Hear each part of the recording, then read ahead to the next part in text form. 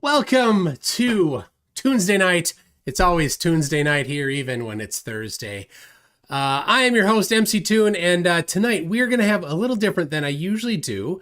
The topic is on whether or not, on what the Bible says about the cosmology, the shape of the earth, things like that. So I just need to get get it ready because I've got my guest here. There it is. My guest today is Roundabout. Formerly, his channel was rndthinker, coming all the way from Israel, and a good friend of mine. He taught me a lot about Hebrew. How are you doing, Roundabout? One minute. 1 minute. Okay.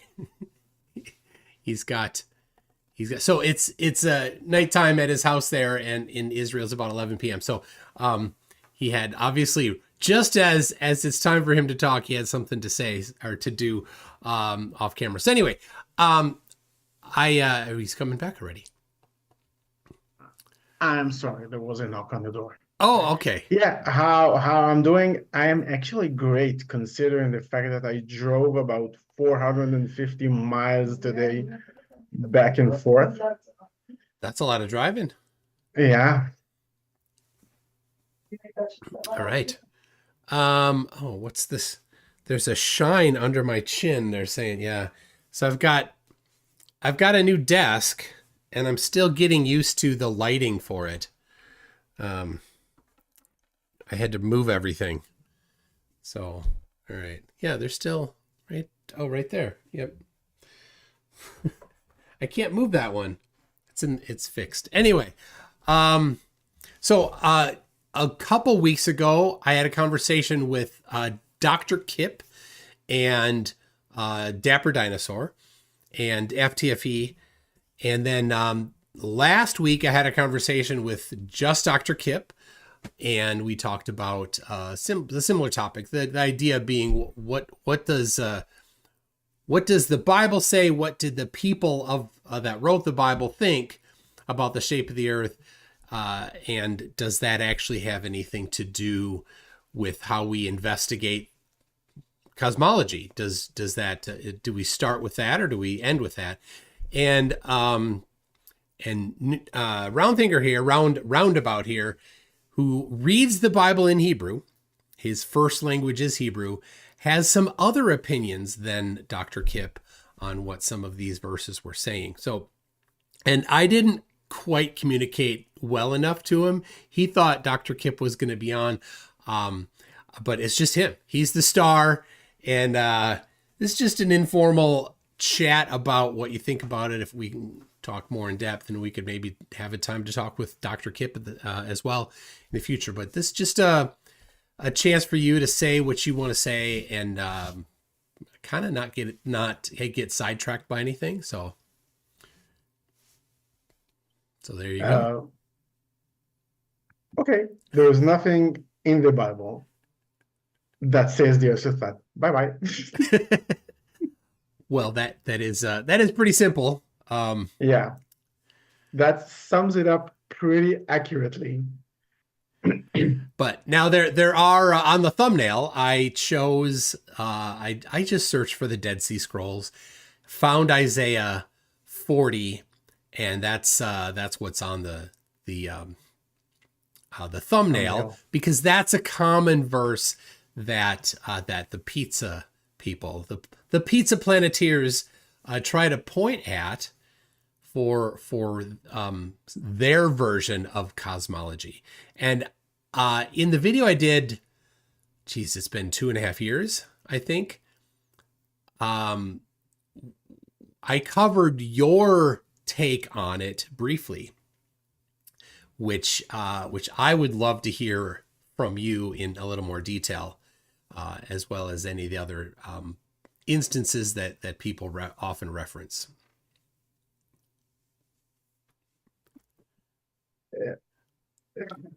As I told you, I had to go through the main points with at your discussion with you and Dr. Kip, so I could focus my mass about it.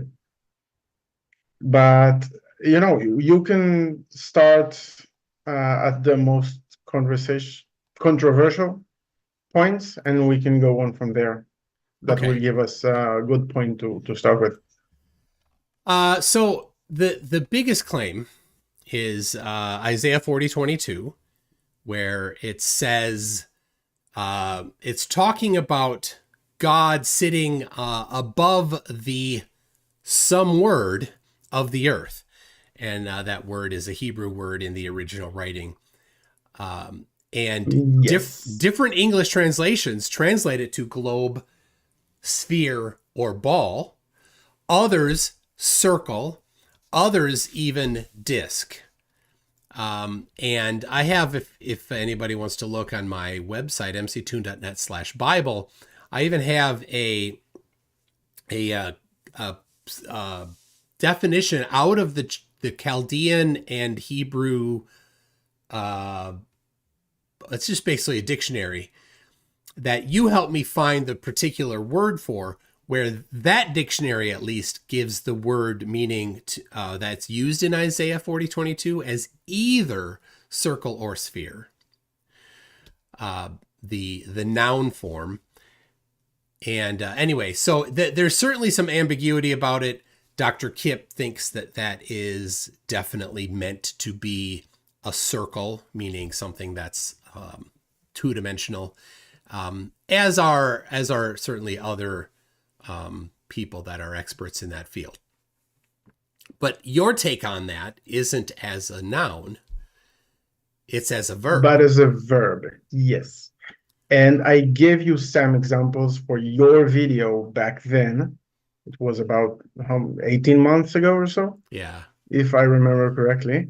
And if I may quote your words after we discussed that exact specific word, and I remember we discussed that word for like half an hour or so. Yeah. So I may quote you if your viewers will allow me. And it goes like this. The final option I will cover is to treat hog as a sort of a verb. It's describing the action of a compass as it draws a circle, not the circle, but the actual process of drawing the circle. The same root is used in Isaiah 44:13, translated as the making with a compass. The motion of drawing the circle is the meaning in this instance. It could be taken as the Earth's daily rotation, its orbit around the sun, or keeping with the rest of the chapter, God is sitting beyond the entire universe. The people are like grasshoppers, busily working to store up for the upcoming seasons. God is eternal and beyond the busy motion of the people. That were your words. So it's pretty accurate as I see it. Yeah. It's like you had a good teacher. Yeah. So yes, this specific word is occurring in the Bible as a verb and as a noun. And in that particular instance, it's better fitting as a verb and not as a noun. And how is it in Hebrew? How do you identify nouns versus verbs? Most of the time, verbs have a specific form. Every verb in Hebrew has its own, let's call it a pattern, like a mold. It can be better. In Hebrew, there are 7 modes of verbs. And every verb must fit into that pattern. And it varies between if it's active or passive. There are the 3 letters of the root, and these are unchangeable with few exclusions. But 90 plus times of every verb is like 3 consonants, and some extra letters that specify the tense, the body, if it's singular or plural, if it's male or female, etc. So it must conform to that pattern. And in that case, it actually fits the pattern of a verb. So it cannot be specified that, no, that cannot be a verb, that must be a noun. So wait, say that again. The pattern suggests it needs to be a verb? Yeah, if it doesn't fit the pattern of a verb, it cannot be a verb. But if it does, then it could or could doesn't not. mean it. Yeah, it can be a verb. Okay. And it can be a noun. I mean, that specific word appears as a verb and as a noun, like in Isaiah 44. Yeah, in Isaiah 44, it's saying, what was that again? Will, in Hebrew, is b'mechugah yeta'areu, which means it will be described by the compass. Okay, it's like drawn by the compass. Yeah. Right. Okay. Yeah. Let me get the verse. Okay. Oh, Dr. Kip is in the chat here. Very good. He has some sort of a apparently he's celebrating his birthday today. Oh, how inconsiderate of him to not be here the entire time. But he's in the chat. I'm glad to see him here. Yeah, in that case, I don't remember the context of the entire chapter. And it is very, very problematic because Isaiah is 95% parallels and not literal. And parables. Like parables. Parables. Yeah, okay. Sorry. And it's describing a carpenter that uses his tools, and one of the tools is the compass. Okay. Okay. So Dr. Kip is saying he said it can't be a verb. How does that even work with the preposition? He can send me a message and we'll discuss it. All right. So Dr. Kip, I'd love to get your take on this, and maybe the two of you could have a direct conversation. Gladly. That'd be cool. That'd be cool. Okay. So then there's others. There's Job, where it talks about taking form like 38 a seal. Yeah. Yeah, I made a video about that specific verse. It's on my channel.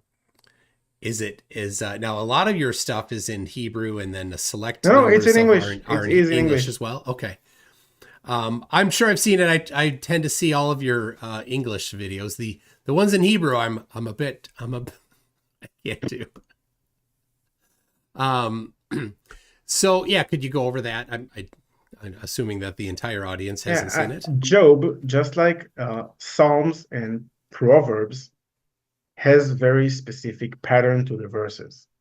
Like every verse is parsed into two parts, and the parts are either parallel to each other or complementary. Like pick random verse in Psalm and I will demonstrate. You want me to pick a random verse from Psalms? Yeah, like okay, hold on. 104, because it's very easy to demonstrate in that chapter. 104. And almost every verse in that chapter is that way. Okay, bless the Lord, O my soul. That's the headline. O Lord my God, you are very great. You have clothed with honor and majesty. That's the then wrapped it in light as with garment. I don't know what verse I'm using. It's what version? It's NRSV. What kind of a what version you're using? So NIV is pretty common. NIV, okay. Yeah. So I'm in Bible Get, and he picked randomly a version. Okay, NIV. Go. Okay, that's better. Oh, it even parsed as like the headline has a new line below it. So, Lord my God, you are very great. You are clothed with splendor and majesty, which are parallel sections. What verse is this? Verse 1. Of 104? Oh, there it is. Okay, Yeah. yep. And then again in verse 2, the Lord wraps himself in light with a garment. He stretches out heavens like a tent. Okay, so that's a pairing? Yeah, and okay. you see, every two parts are either parallel, as in they describe basically the same thing, or they're complementary. Like one speaks about the day and the other speaks about the night, or one speaks about good and the other talks about bad. Yeah, okay. So I see here it says wraps himself with a garment and then stretches out heaven like a tent. So those are two together. Garment and tent are the parallels. As I said, you can go on almost every chapter in Psalms, in Job, and in Proverbs, and it will be like that. So in Job 38, let me go to that verse. Job, and you will see.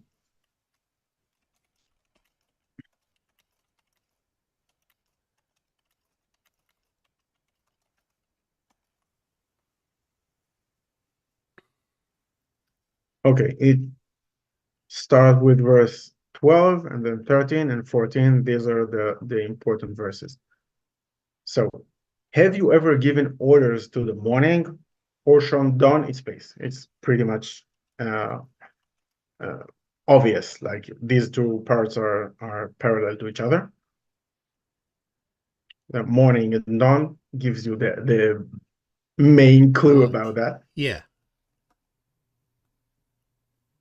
Then it might take the earth by the edges and shake the wicked out of it. And this one is actually the problematic one, because on first glance it doesn't seem not parallel, neither parallel nor complementary. So it's kind of weird, but as I told you, it must be either this or that. So if you think about it, it must confirm to that pattern. Then we go to verse 14 and you will see what I mean. The earth takes shapes like clay under a seal. Its features stand out like those of a garment. Okay. And they usually leave out the entire verse. They usually just have the first part. Yeah, I know. Flat earthers like to do that. Yeah. They take Ecclesiastes. Let me get the one, and you will. I'm disgusted by this kind of action. Like take only one part of the verse and take it completely out of context. Yeah. Just 1 second. It is. Okay.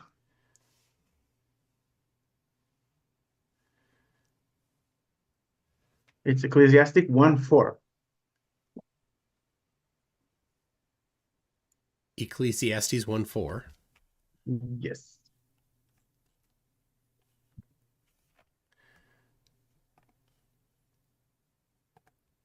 I'll look it up. Okay, Ecclesiastes 1:4 in NIV, and it goes like this: generation come and generation go, but the earth remains forever. But in Hebrew, the word remains is omedet, which means standing still. Can be translated to standing still.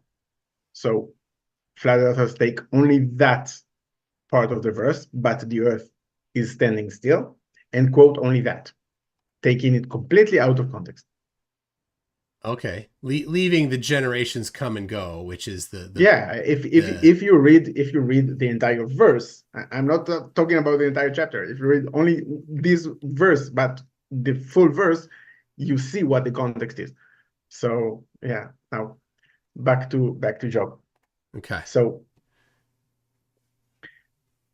if we take verse 14, and we know that verse 14 is also either parallel or complementary, let's read it that way.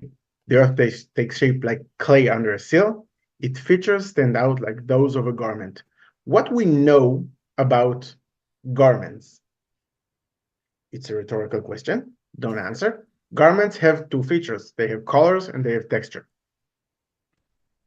Okay. Texture we can feel, but colors we must have light to notice. But on the nighttime, we don't see color. That's why we must wait to the morning, as stated in verse 12.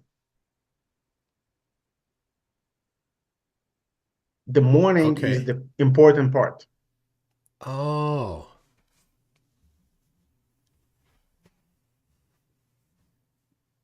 The earth also have texture and colors, but we don't see colors on nighttime. We must wait to the morning. What we know about mornings, wicked people don't like mornings. Wicked people like to act on night. Oh. Oh.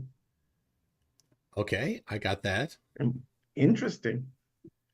On the 13 morning, it's like you, and on the morning, on dawn, it's like you're taking the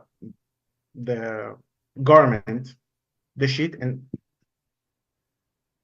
okay. You shake the wicked people because they like to hide in the morning. Yeah, okay. And that of course it says take the earth by the edges. So flat earth doesn't have edges. The infinite plane people reject that. And that's been more popular, but now if you're going to be literal, you've got to have that the earth has edges so boats can fall over it, right?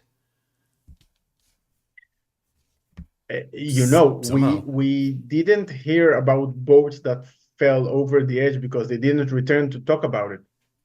So it's still very mysterious. It must be. That's definitely proof that they fell over the edge because they didn't come back to talk about it. I recently. I'm sorry, just I'm not looking at the chat because my other part of the monitor shows the NIV. Okay. So if there are questions directed to me, let me know and I will open the chat to see what. Oh yeah, if anybody has a question, tag conspiracy tunes. And I'll pick it up. So yes, they like to compare this verse to ancient time seals, like with a ring or a stick with a wax that you stamp and it stays like this. But no, it doesn't. That's not the context of the verse. It's not like this is what's going on with the earth, because the entire chapter is not talking about the creation in general. So that is another thing that in Isaiah 40, as well as this one here, the rest of the chapter is definitely a whole bunch of figurative talk. Most technically speaking, most of the third part of the Hebrew Bible is figurative talking, like excluding the book of Esther, which is basically literal, and Daniel and Ezra and Nehemiah. Oh, what was the third one? Nehemiah. Jeremiah? Is that how we would pronounce it? Nehemiah. Nehemiah. Okay. It's a Nehemiah. That's how tall he is. He's knee high. That's how we hear it in English. So okay. So yes, this is a figurative talking, Yeah, like all of the book of Job, excluding the first chapter and the last part of the last chapter, where the Satan goes and search for righteous people to do some wicked things to them. But no, the rest of the chapter, 99% of this book is figurative talking. Yeah. So yeah. Yeah, well, and this particular one is an awful lot of it's pretty clear. This is the context is God is putting Job in his place. Right? Have brace yourself like a man. I will question you and you will answer me. It's like, you sit down, little boy. We're gonna make sure that you don't get such a big ego about yourself. Yeah, and Job actually remained very righteous till the end, till the very end. And even his wife told him, "Okay, just curse God and let go with it." And he says, "No, I'm a righteous man." Can you bind the chains of Pleiades? Can you loosen Orion's belt? Right. This is God telling Job, you can't do these things, but I can. And I think we talked about that one. Bind the chains of Pleiades. This is verse 31. Yeah, it's very literal if you're a flat earther, but no, the normal people know this is figurative talking. Yeah. Cool. All right. What about, I want to, while we're here, let's see. I want to go back to Isaiah. All right. I don't think I have it here. So hold on. Okay. Now, just before we go on, let me, it will be long, so I won't talk about all of it. But if you guys in the chat want to know my opinion about how I see the creation, those of you who have Facebook, you can go to my Facebook page. It goes like Science and the Scripture and then a Hebrew word. If you can read it, good for you, but it's a kind of a word game about the words science and religion. I merge them together to get a word which has a third meaning by its own, which is the nice part. But it goes Science and the Scriptures, and the logo of it is like a Sky Daddy playing with science tools and stuff like this. And it starts with Genesis 1, and as you scroll up, there are the recent posts. I began to convert the posts to short videos on my channel in Hebrew and English, but I came only to Genesis 1 verse 12 or something. So it's very, very unfinished.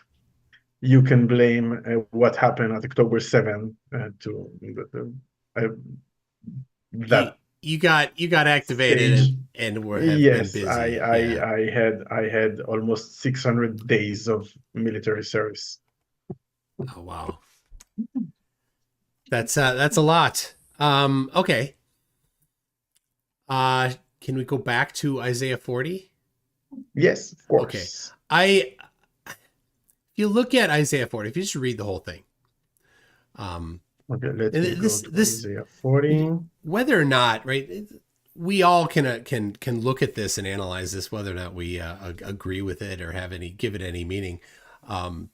It's an interesting ancient document for sure, even to those who don't accept it as anything other than an ancient document. But so then to even, it's even more interesting then to look at how people will twist it to try to speak something that they're trying to force out of it. It's a very dishonest way to go about stuff.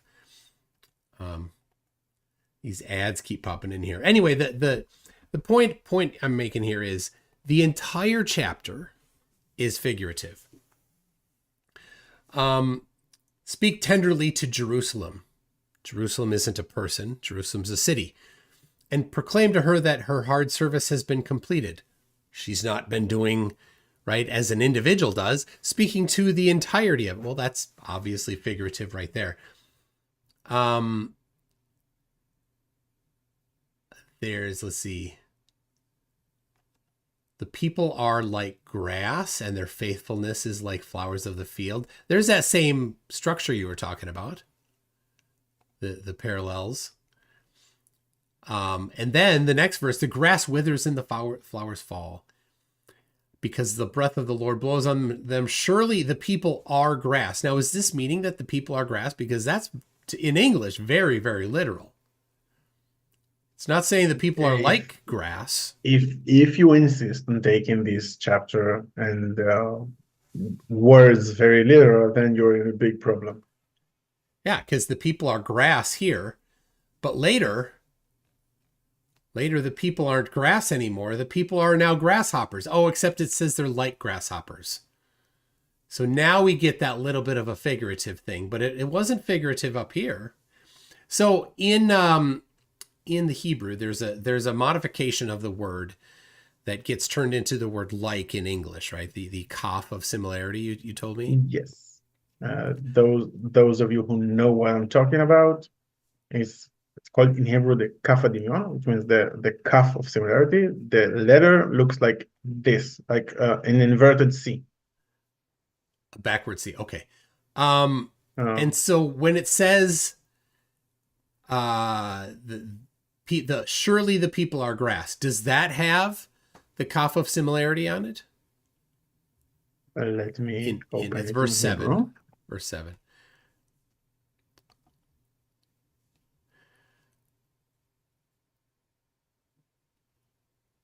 Isaiah 40. Tenebris Sint says, comfort, O comfort my people, says your God. Israel and Jerusalem are representative of Jews as a whole. Yes, yeah, it is a figurative way to speak.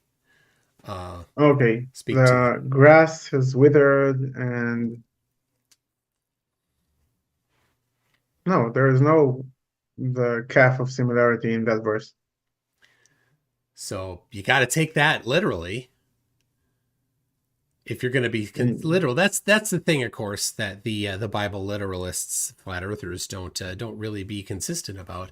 Is they chicken. It even says yes, it is. The people are like the hay. That's the word. In 7? In 7. Like hay or are hay? Are hay. Are hay, not like. Surely the people are hay, not grass. Hay. That's the true truthful translation. So there's a different word for hay than grass. Yeah, grass is like a general name for all of the small plants. Okay. Like grass and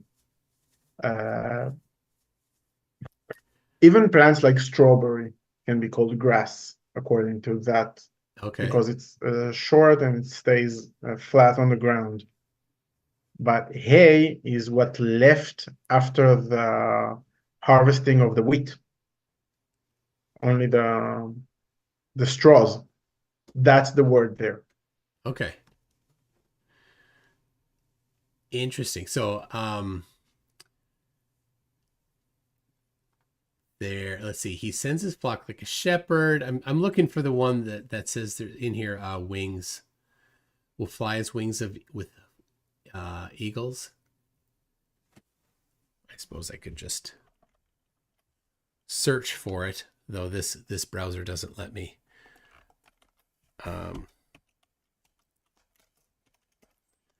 Go. Oh, it's on the end. It's in the 31. last verse. Yeah. 31. They will soar on wings like eagles. They will run and not grow weary. They will walk and not be faint. Obviously,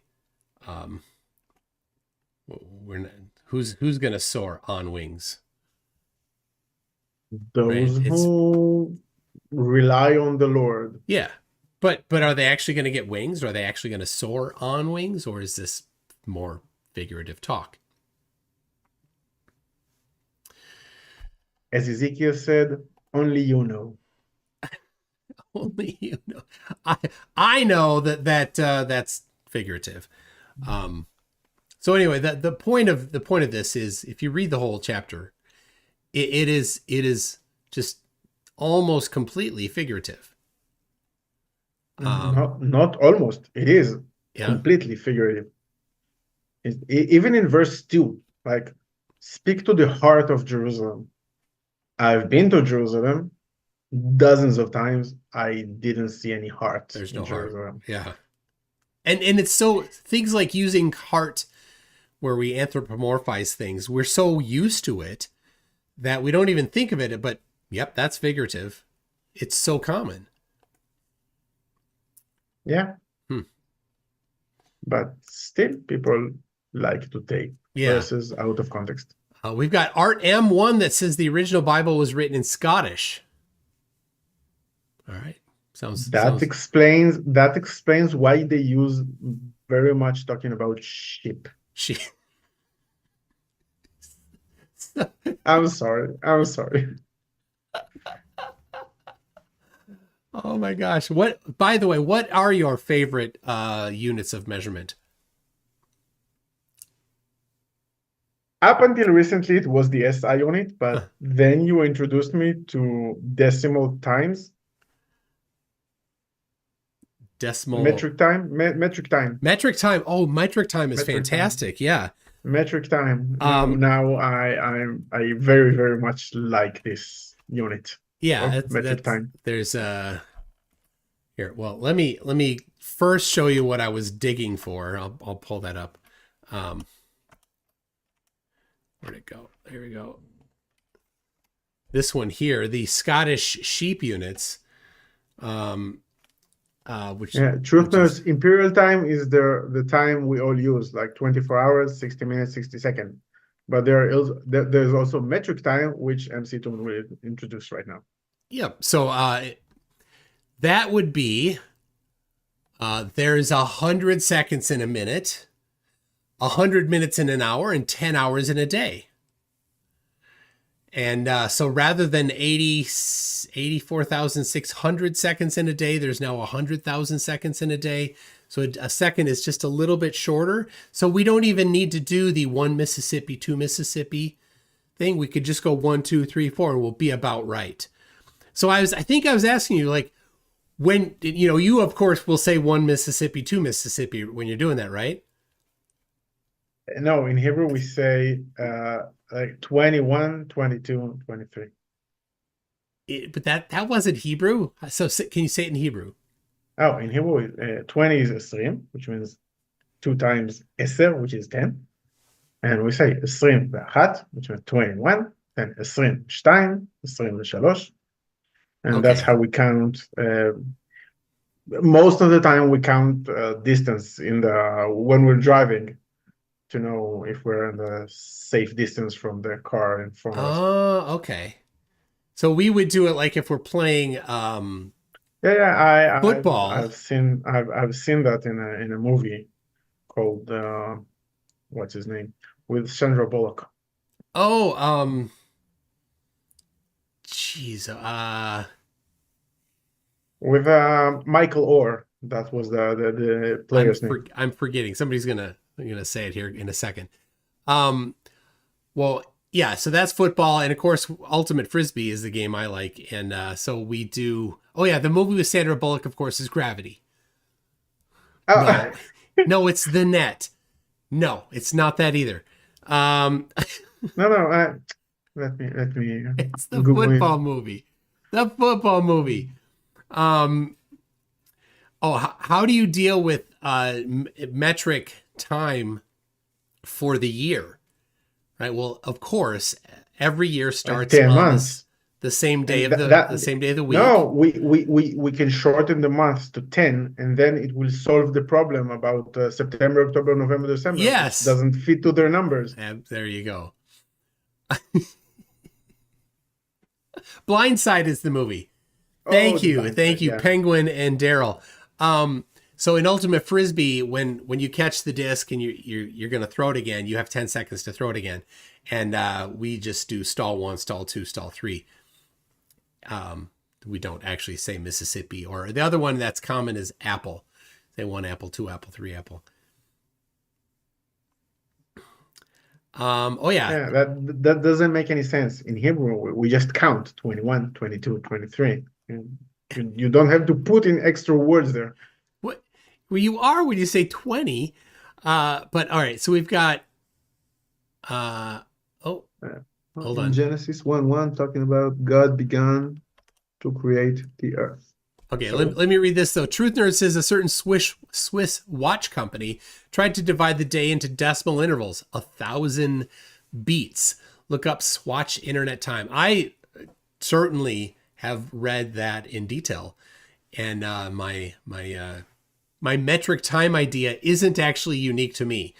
It was invented before I invented it, so I can't actually take credit for it. There's actually multiple different ways that people have proposed changing how we count time to be a little more metric-like, including the days of the year where they still do, I think they do, months are 28 days. And 4 weeks. Each month is 4 weeks exactly. In that case, you have exactly 14 months every year. Yeah, and then something like that. And then every couple years you get a leap week. You never get a leap day. You get a whole week extra. So you always go from you always have an even number there somehow. So I don't remember the exact details. Kind of an interesting idea. Tolkien Okay, Tolkien tried to make a calendar for the hobbits, and there are 30 days, 12 months, and 1 or 2 days that don't belong to any month or even to any week. They are weekless days. Weekless day. Interesting. Yeah, you don't start. You get to Sunday. I get to Saturday, and then there are several days a few days that doesn't have any week, and then you start the week again after those days. Okay. I don't have it. I had it, but I had it, but the book was my parents, so I. Is that in the Silmarillion? I don't remember. No, it's in the Return of the King. Indexes. In the indexes of the Return of the King. Oh, okay. It's interesting. So Middle Earth has the same number of days, 365, or did he have a different number? I don't remember. Okay. I did just finish. I think it does. I don't remember any fantasy book that stepped out of that pattern of yeah. I thought you could. So in many sci-fi books did step out of that because they actually they're on different planets. Other planets, yes. So I just finished the Voyage of the Dawn Treader again, and in there they talk at length about Narnia being flat. And as they get to the east side of Narnia, this is interesting, Flatties, they're closer to the sun. Oh yeah, and Reepicheep he disappears. No spoilers, but it's been long enough, I think. Reepicheep goes over.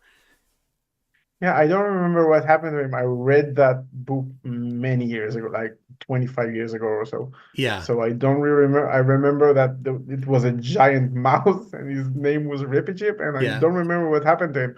I remember he sailed to the end of the world, but I don't remember what happened to him. So he went. That. So they went all the way to the edge. The Dawn Treader couldn't go any farther.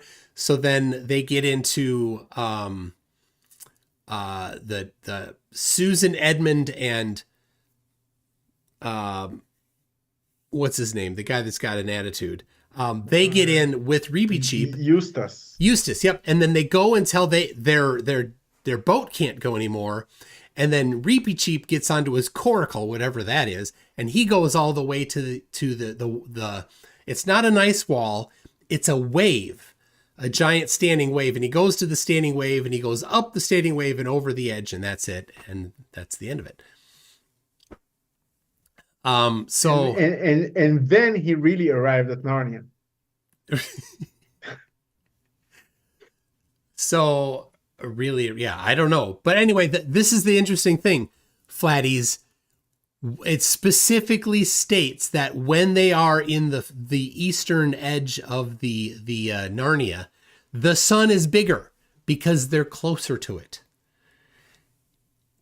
C.S. Lewis understood perspective enough to state the obvious. The sun would have to appear larger if they're nearer to where it rises. How far the sun is away from you will determine its angular size. Flatties fail at this basic thing.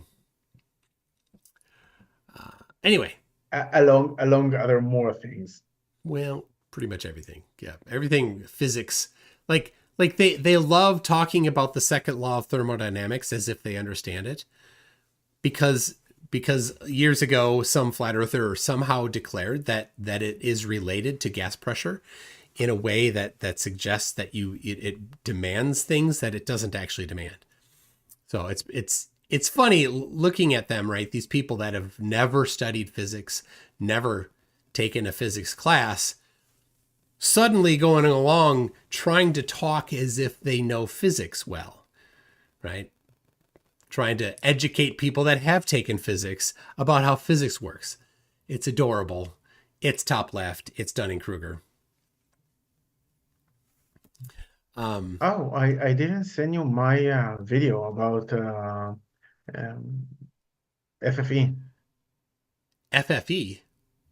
Yeah, the idiot guy, the fittest flat earther. Oh, that guy. Tyler. Tyler is his name. Yeah, he's a pretty he doesn't get away with stuff on Facebook very much.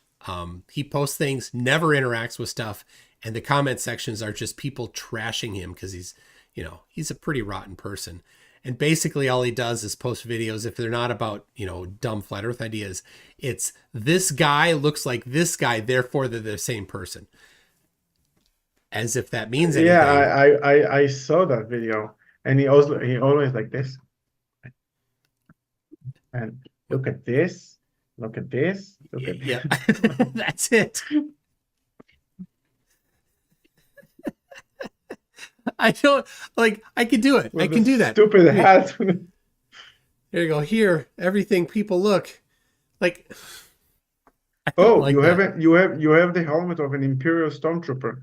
Do you have some metric Stormtrooper?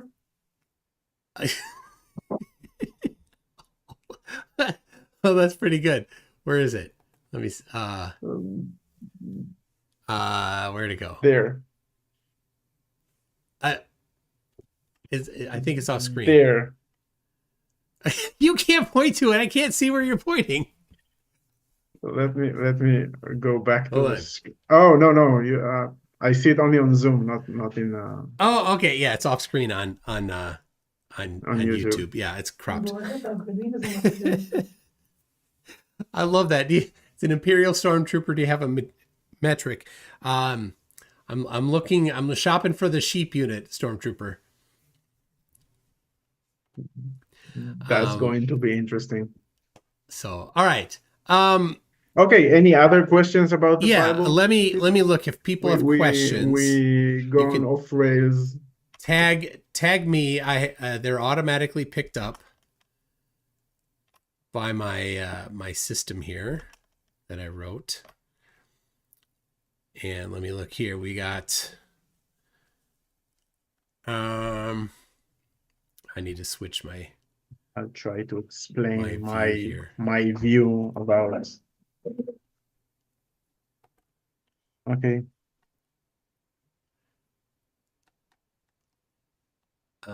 Yeah. So okay, hold on. I got to get the right.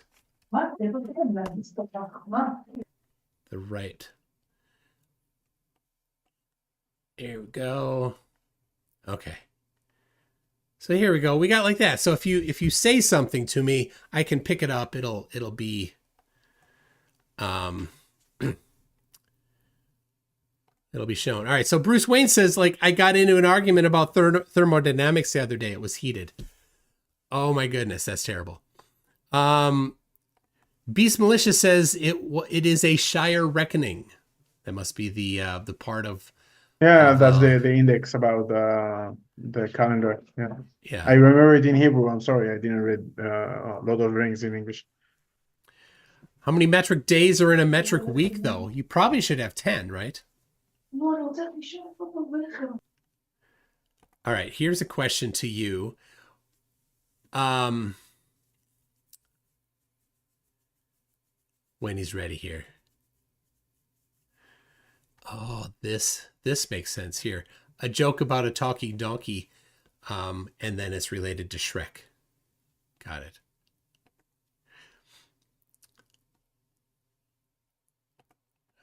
He's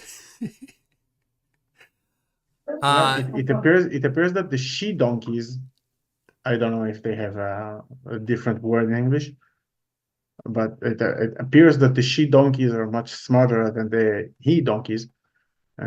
So that's why in the Bible the she donkey can talk, but the he donkey can't. Oh, very nice. Well, I've got a he donkey in the house here. He's right down here, and he can't talk either.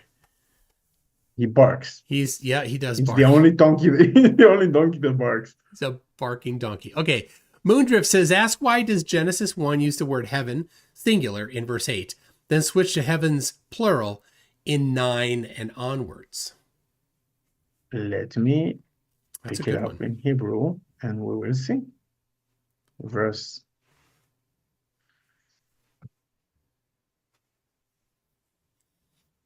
Okay, verse 8 and then in 9. So in verse 8, that actually doesn't appear in the Hebrew Bible. In verse 8, it's then God called the expanse heavens, plural. The word doesn't change.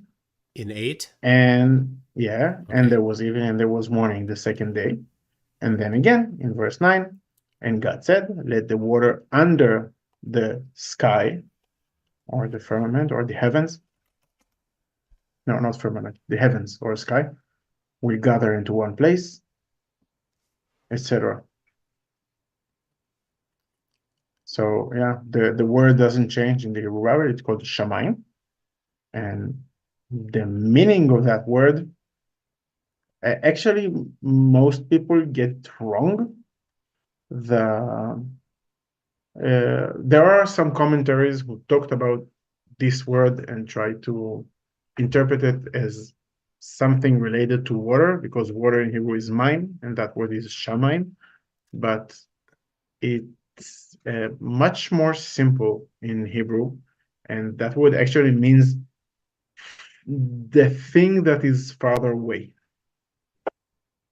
The thing that is farther away. Okay. Yeah, in Hebrew there are two kinds of plurality, if that's the word.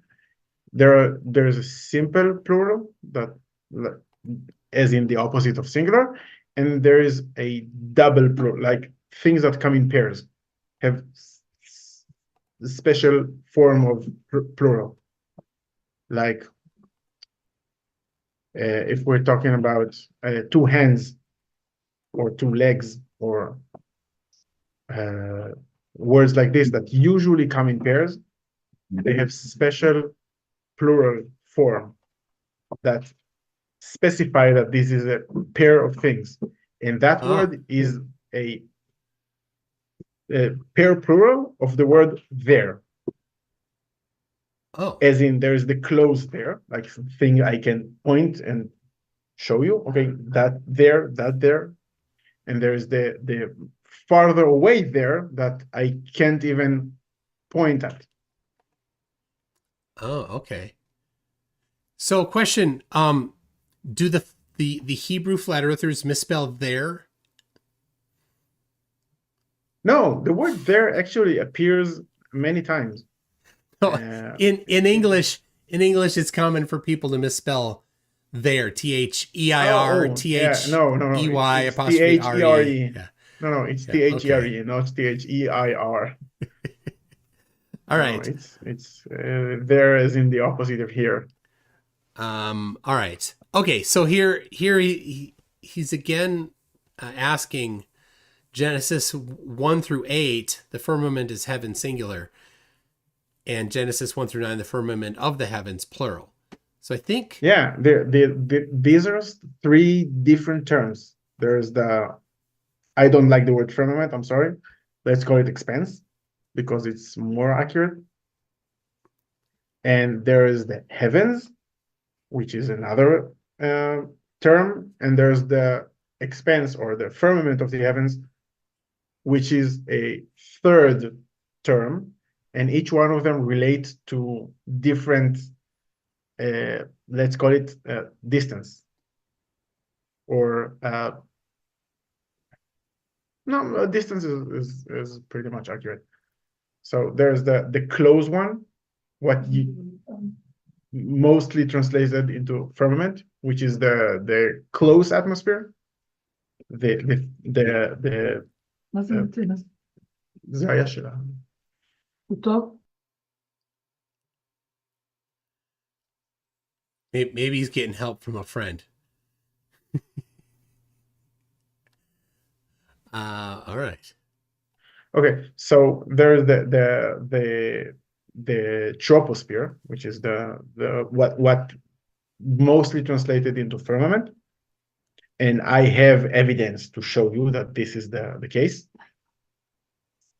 There's the rest of space, which is the firmament of the heavens, Okay. and there is heavens, which is what outside of our physical universe, Okay. like where the angels are, or where things like time come from, Okay. or like complex emotions, because we know to describe emotions, but we can't understand them.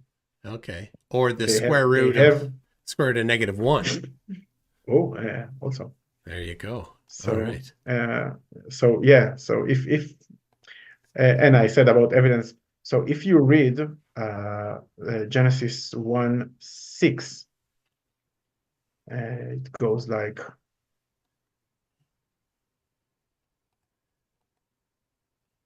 this. And God said, "Let there be an expanse inside the waters." And the word "inside" in Hebrew is quite in biblical Hebrew, basically, is quite different than simple "in." There are difference between "in" and "inside." Okay. And "inside" actually means in the exact middle. Like some Bibles translate to midst. Yeah, this one says between, which is ambiguous. Yeah, as I said, some translation translate to midst, as in the exact middle. And then when I understood it, it quite blew up my mind. So I said, okay, so there must be something right in between the waters. We know the waters below are liquid waters, the waters above are gaseous waters, and we know that the deepest part of the ocean is Challenger Deep, Marianas Trench, which is about 11 kilometers, 10,994 or 96. So if that's the case, then the troposphere, where the moisture is, must be about 11 kilometers high. And then I Googled it, and voila. Huh. Interesting. All right.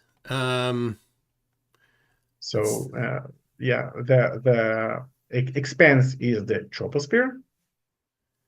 What the air pressure that allows water to be liquid. Without air pressure, all the water will evaporate. And then there is the upper parts of space, and then there's heavens, which is out of our scope. Like that's what was created in verse 1. God created the heavens and the earth. the Earth is our universe, what physical, tangible, we can hear, touch, smell, measure by any means, Mhm. and heavens is what outside of that. As like for every one-dimensional line, it must have a two-dimensional paper, and every paper must have a three-dimensional space to be in. So every three-dimensional space must have at least four-dimensional space. Is there another word for things that are more than three dimensions? Space-time? Space-time is the obvious, but never mind. So heavens is what allows our 3D or 4D space to exist. What about Witsit's 5D space that he is getting around us in? He's been apparently doing for the last year and a half just to After mess around with us. TFE, Yeah, I didn't saw any video of that guy. I'm sorry. he's basically. I've heard that he has a rough time with his family, but I didn't get into too many details. Yeah, he's it's not gone well for him. But he did talk about 5D stuff. All right, let me got here. As Tim long as Dave- he's not talking about 5G, is okay. No, 5D. 5D. As I said, yeah. 5D is fine. 5G, no. 5G is awesome. 5G is safer. Flatties. 5G is safer. Yeah, You don't I understand. I just heard that Nokia is making the standard for 6G. So 6G, so there's a spec published every 2 years, is supposed to be. And last I checked, which was last year, I think the spec for the 2025 had not yet been published. But the 5G spec was published in 2015, and the marketers tend to delineate about every 10 years with whatever the specification is for that 10-year thing. So whatever features are published in the 2025 or shortly after specification from 3GPP will be the marketer's terms for 6G, whatever that is. Tends to not be a whole lot different. Just an incremental upgrade. Anyway, let's read this here. Tim Davis says, I remember Ecclesiastics. That's where I bought all my Goosebumps books. Must be a bookstore of some sort. I'm not familiar with it. Witka?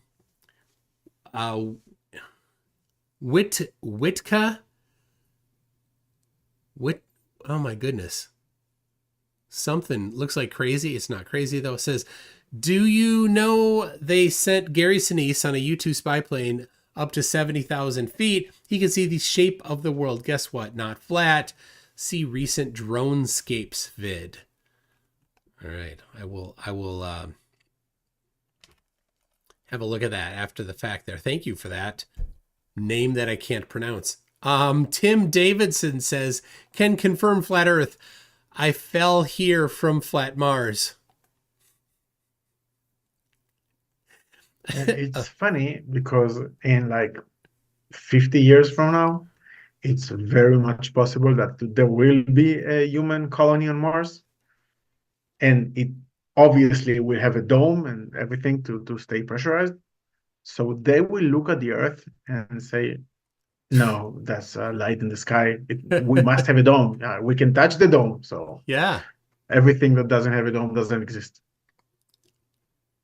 So, all right, I was talking actually with my wife about this, that all of the things about NASA and SpaceX and all of the efforts to go to Mars, for the most part, those are just functional challenges.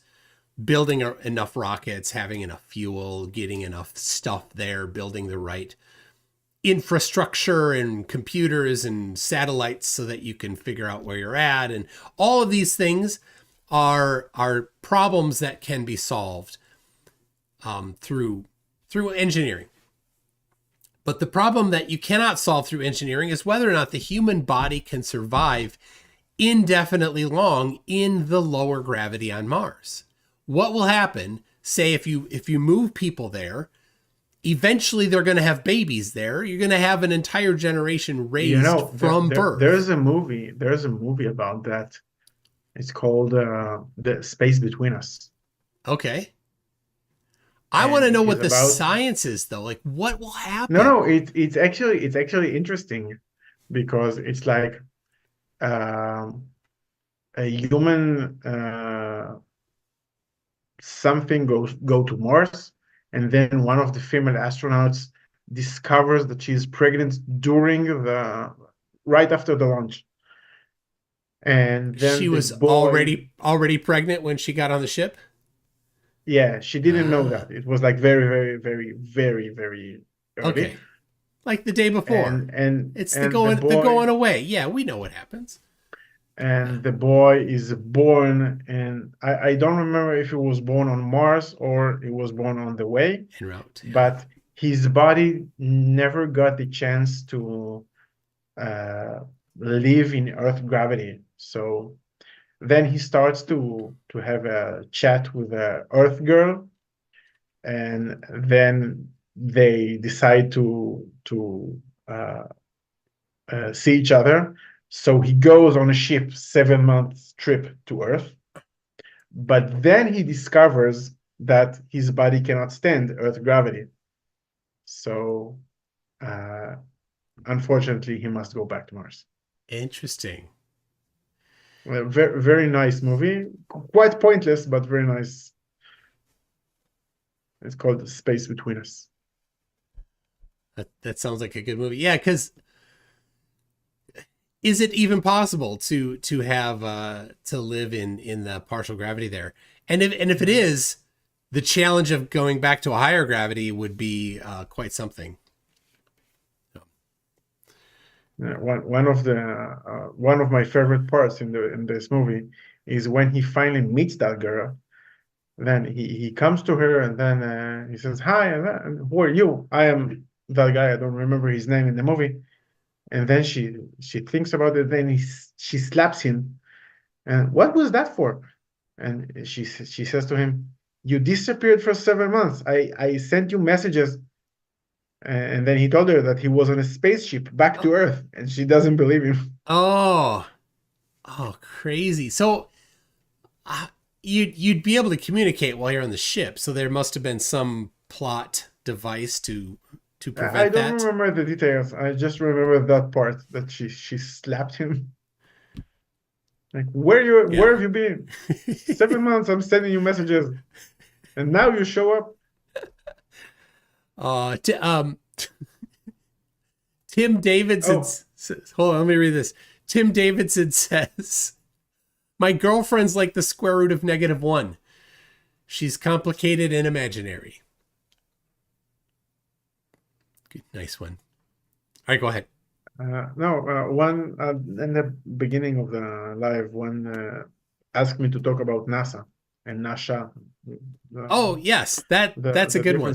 So let me make it very, very clear. There is no such a word in Hebrew that is pronounced nasha. The root of the verb belongs to one of the exclusions I've talked about when I talked about the verbs. So the letter N, or Nun in Hebrew, doesn't appear in most of the times in that particular root, that is to deceive. The root actually appears in Hebrew, like when the serpent beguiles Eve, but in that particular verb, it's singular, past tense, third person, male. So you can imagine how many extras that has. Each of those modifies the spelling of it. It right? adds something or modifies, So Okay. in the Hebrew Bible, it's pronounced Hishiani, which means he beguiled me. As in Eve is speaking, and she is telling God, he, as in the serpent, beguiled, past tense, singular, me. And what is that word then? Just pronounce that one alone. He, she, ani. Hishiani. Nowhere in there is it anything even similar to Yeah, NASA. the N that appears in the end of the word is not the N in the root, like Nasha. The N appears before the SH. Okay. Not What after. about then? Because to us English speakers, right? We look at the Strong's Concordance, we see the three letters, and there is certainly the Nasha, which is with the SH sound, and the Nassau, which is the one that would be more Yeah, because appropriately in the Strong's NASA. Concordance, he didn't want to use SH, so he used S with A Karen, it's called. yeah, the hat. the shift 6. Yes. As in the power Yeah. sign on Yeah. C++. Something very confusing to flatties. So it's not Karen, it's Caron is another name for that particular diacritical mark. So then but NASA, the closest parallel means what? It depends on how you write it, but it has actually 4 different meanings. It can either be to carry, to marry, to count. I can specify the verses that this verb is used in any of this. And if you write it slightly different with a word that doesn't appear in the English alphabet, it can also mean to travel. To travel. To lift? Is that another one? Yeah, to carry, to lift. To carry, to lift. Okay. To carry, to marry, to count, and to travel. So those would I think to carry or to lift is if you're going to do anything is to try to draw a parallel. That works very nicely for what NASA does. So lift off. Yeah. Yeah. Exactly.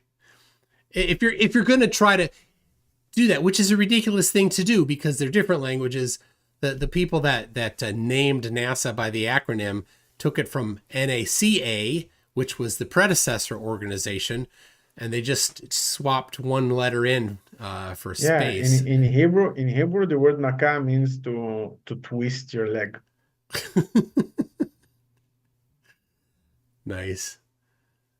All right. It's interesting going earlier in the day.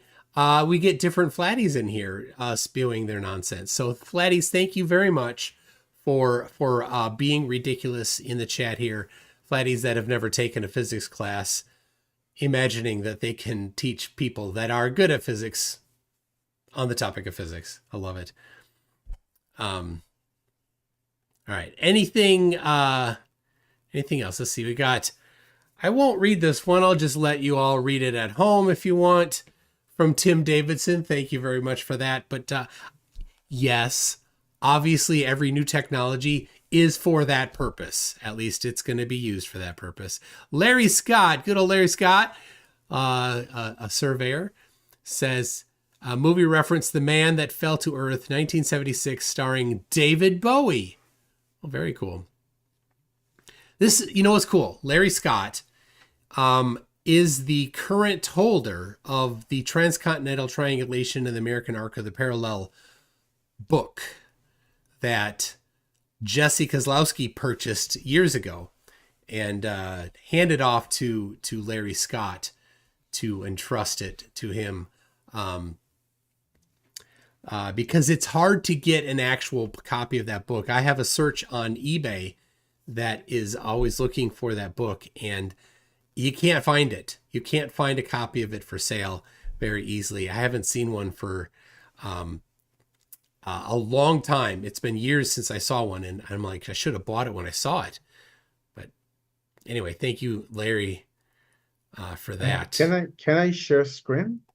I Yeah. want to show the guys I sent FTFE all of the instances of the NASA. Okay. Yeah. So Yeah, you can give share me screen.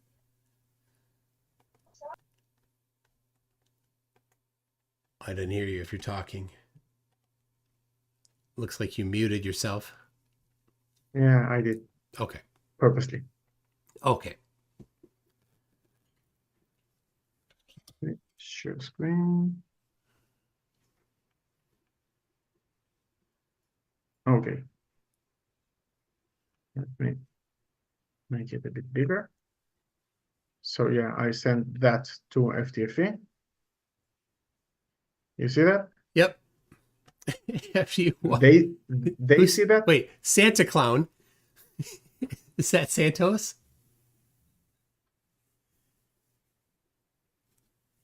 Because after watching you debate with Santa Clown, it's gotta be Santos. So yeah, because as I said, this root belongs to one of the exclusions that not every time all of the three letters of the root appears in the verb.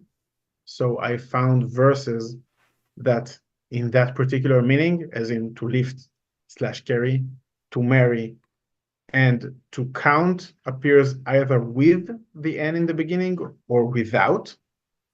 And as you can see, it is first one in Numbers 4:22 with the that letter, the first one. Noon.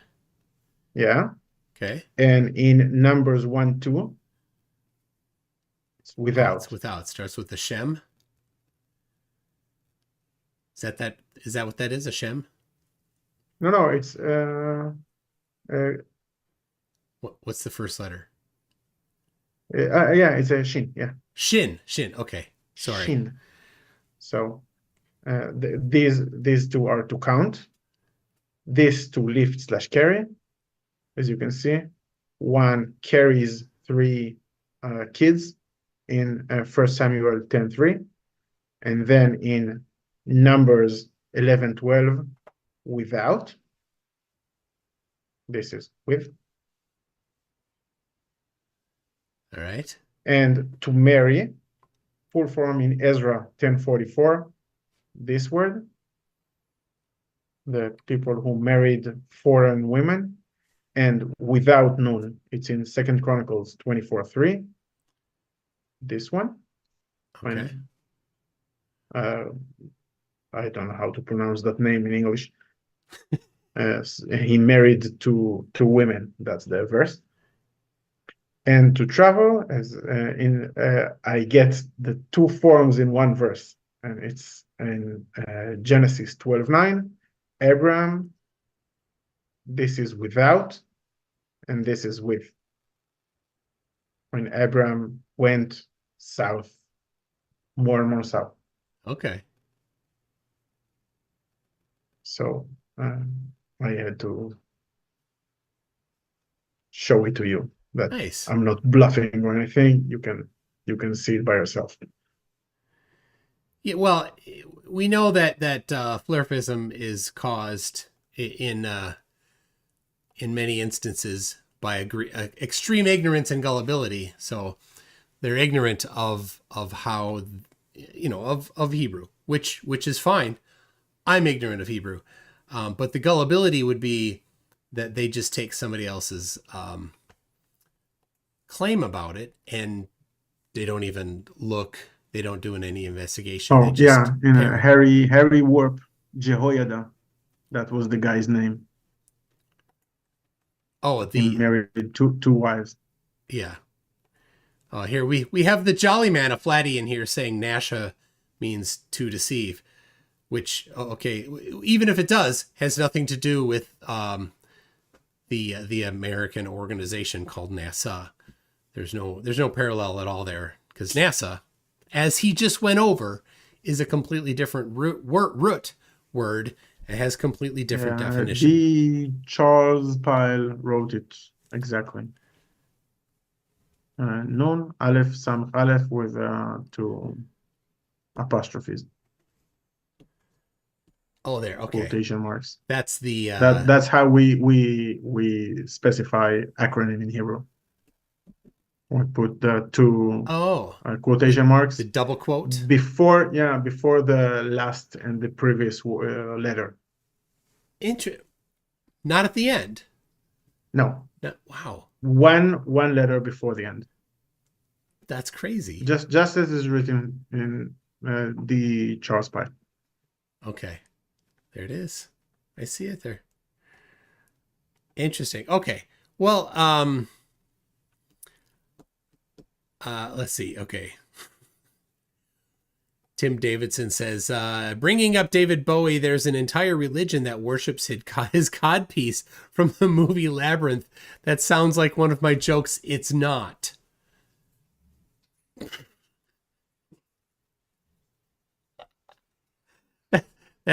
It's still got to be sarcastic. Inquisitive Infidel says, thanks for the truth. Flirfs will mostly ignore it, of course.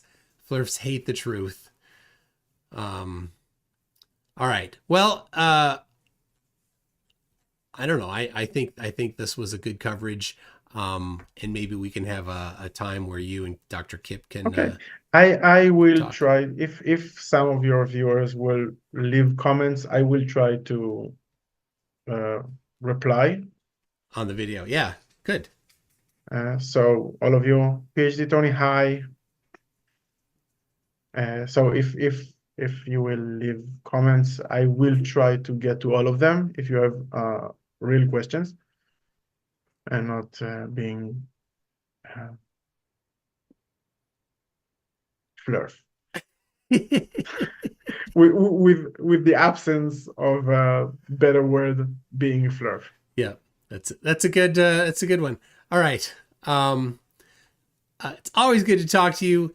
I don't know if you guys don't know. Sure. We talk all the time. It's always a good chat. All right. Yeah, we go back. But mostly 10 years or so? it's not 10. It's probably No, 8 years next month. years. 8 years next month is my first active interaction with flat earthers. At which point I will legitimately be able to call myself an expert. Anyway, if you're not familiar with Mikey Smith, Mikey Smith, he called. I don't know if you saw this. Every time I make spaghettis to my children, I remember Mikey Smith. Well, we will be enjoying that in a second here, but Mikey Smith yesterday called from Canada, called Border Patrol on Mike from the Drunk Debunk show, or the Crunk Debunk, as I like to say. And then he's like, good luck ever coming to Canada. Yeah, because you making a call and then some unsubstantiated claim, the Border Patrol is going to be like, oh no, you're not allowed in. Anyway, absolutely hilarious video that Mikey Smith did yesterday. I hope he does more like that. Very fun. So I'd like you all to go to Mikey Smith's channel and then just give him the best compliment possible. Just tell him, I like, and then something that you like about him. Be as nice as possible. I'm not kidding. Be super nice. He hates it. He loves it. I love your phone calls to Mikey Smith. He won't answer anymore, but I will keep calling him. That's a shame. Because I care. I care, Mikey Smith. Anyway, everybody, thank you so much for joining. Always good to have you on. And thank you very much for inviting me. Yes, I might be doing something later tonight, a late show. Be looking for that. I don't know. I may have my kid may be coming over instead, so we'll see. Anyway, everybody, we'll see you later. Bye.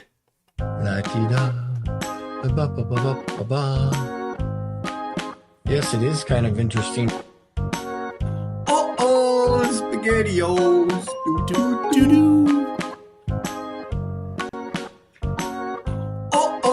SpaghettiOs.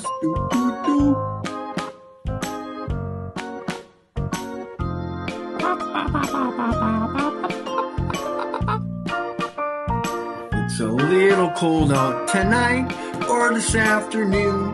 Do do do do do do. Mashed potatoes. Mashed potatoes. Oh, SpaghettiOs. Do do do. Oh, SpaghettiOs. Do do do. I do the research and the experiments. Do da. Here's my little character. Sell celery. Sell celery.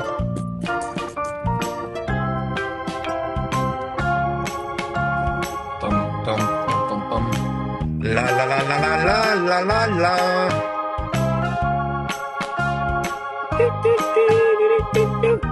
La la la la la la la la la. Tip me over and hear me shout. Three little pigs, blah blah blah, ramble ramble ramble. Flattest highway in North America. Oh, SpaghettiOs. Do do do. Oh, SpaghettiOs. Do do do. That's kind of weird. Hopefully Cheese Whiz is on sale. Dee dee dee dee. Do do do do do.